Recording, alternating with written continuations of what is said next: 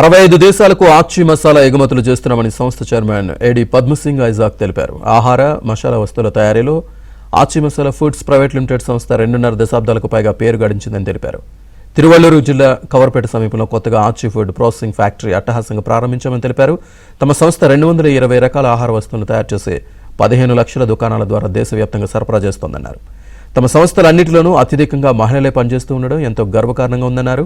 వచ్చే 3 ఏళ్లలో 80 కోట్ల పెట్టుబడి పెట్టి ఉపాధి అవకాశాలు పెంచనున్నామని సంస్థ ఎగ్జిక్యూటివ్ డైరెక్టర్ అశ్విని పాండ్యన్ స్పష్టం చేశారు.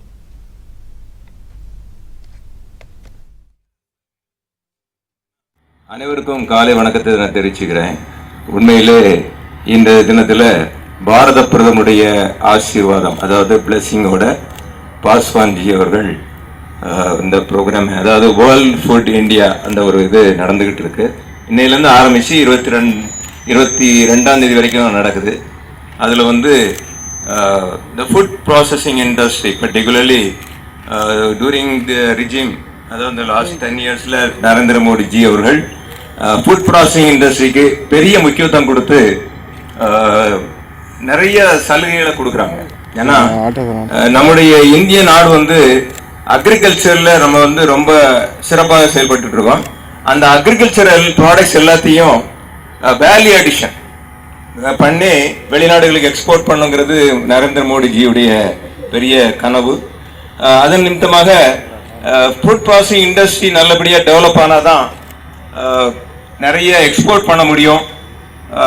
அது மாத்திரமில்லை, நிறைய பெண்களுக்கு வேலை வாய்ப்பு கொடுக்க முடியுங்கிறது அவருடைய தெளிவான கருத்து. அதனால் இந்த நாளில் எல்லா ஃபுட் இண்டஸ்ட்ரீஸ் பர்டிகுலர்லி கவர்மெண்ட் வந்து நம்முடைய இண்டஸ்ட்ரிக்கும் சப்போர்ட் பண்ணுறாங்க, நல்லா சப்போர்ட் பண்ணுறாங்க. நம்முடைய நிறுவனத்துக்கு ஒரு 5 ஆண்டு திட்டம், அதாவது கோவிட் காலத்தில் ஒரு பெரிய ஒரு பள்ளத்துக்குள்ளே போய் இருந்தது. அதாவது எப்படி இனிமேல் ரிவைவ் ஆகும் அப்படின்னு இருந்துட்டு இருக்க காலகட்டத்தில் நரேந்திர மோடிஜி அவர்கள் ஃபுட் ப்ராசஸிங் இண்டஸ்ட்ரியில் ஒரு சப்சிடரி அதை கொடுத்து இந்த இண்டஸ்ட்ரியை தூக்கி விடணும் அப்படிங்கிற ஒரு பெரிய நோக்கத்தோடு உருவாக்கின ஒரு திட்டம் தான் இந்த திட்டம், அதாவது PLI திட்டம் சொல்லுவாங்க.